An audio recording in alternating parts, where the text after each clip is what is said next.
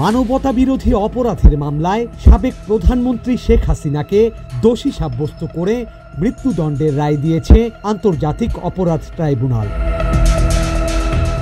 একই মামলায় সাবেক স্বরাষ্ট্রমন্ত্রী আসাদুজ্জামান খান কামালকেও মৃত্যুদণ্ড আর রাজসাক্ষী হওয়া সাবেক আইজিপি আব্দুল্লাহ আল মামুনকে 5 বছরের কারাদণ্ড দেয়া হয়েছে।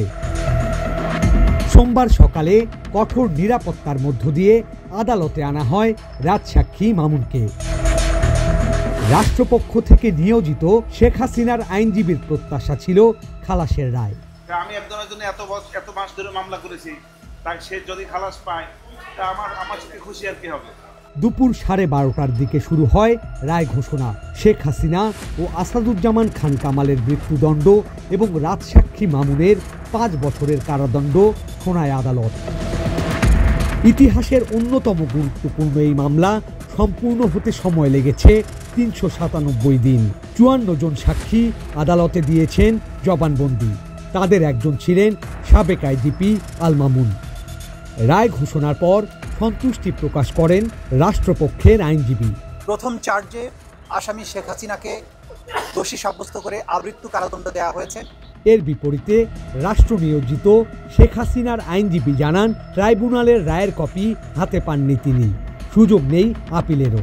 আপনারা তো দেখেছেন যে আমাকে রায়ের কপিও মাননীয় ট্রাইব্যুনাল দিবে না বলেছে। রায়ের পর উল্লাস প্রকাশ করে আহত জুলাই যোদ্ধা ও নিহতদের পরিবারের সদস্যরা। আমরা আমাদের রায় ইতিমধ্যেই অনেক আনন্দ লাগতেছে, অনেক আনন্দ। সেই সাথে রায় ঘোষণা উপলক্ষে সকাল থেকেই বুলডোজার দিয়ে ধানমন্ডি 32 নম্বরে বঙ্গবন্ধুর বাড়ি ভাঙচুরের চেষ্টা চালায় ছাত্র জনতা। আইন শৃঙ্খলা বাহিনী প্রতিরোধ গড়ে তুললে দফায় দফায় চলে সংঘর্ষ। অন্যদিকে রায় প্রত্যাখ্যান করে মঙ্গলবার কমপ্লিট শাটডাউনের ঘোষণা দেয়া হয়েছে কার্যক্রম নিষিদ্ধ আওয়ামী লীগের পক্ষ থেকে।